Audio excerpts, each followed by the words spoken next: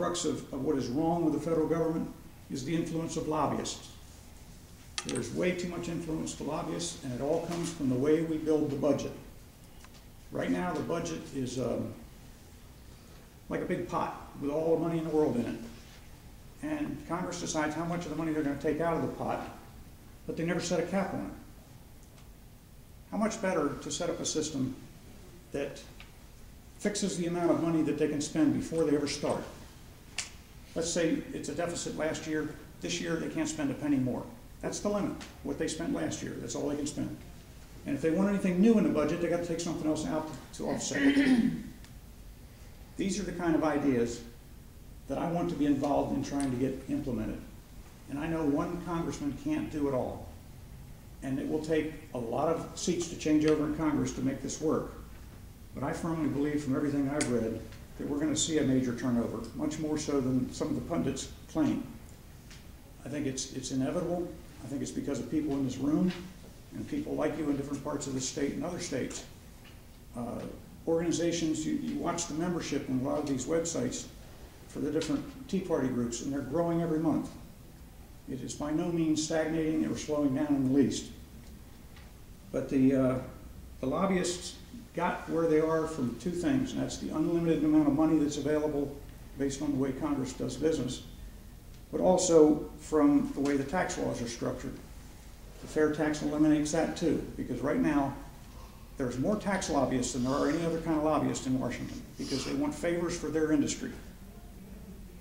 So what they do is they lobby the congressman, and in exchange they get campaign contributions. Well, if you go to the fair tax, there is no more IRS, there's no more regulations, it's just a flat, everybody pays this percentage, and that's the end of it. So the influence disappears. And then you start getting people in Congress to start focusing on what they should be, and that's making the decisions as to what gets spent and what doesn't get spent. So this, to me, is where we need to go. And it's not going to be an easy fight, but it can be done. It just takes enough people committed to it, and not necessarily a full majority, but a big enough coalition that you can carry some weight in Congress. I've pretty well covered the solutions.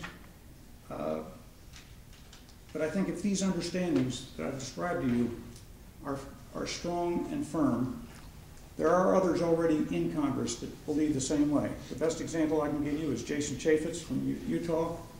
He is an advocate not only of the fair tax, but he's also an advocate for the absolute elimination of pork barrel legislation.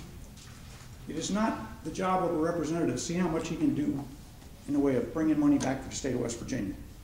Now, I know that sounds to some people like heresy.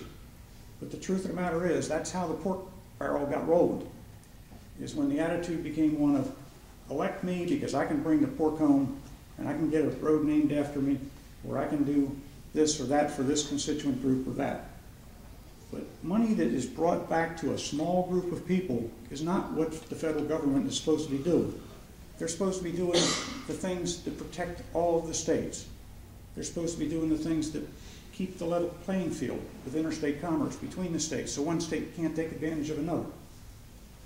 So they need to get refocused.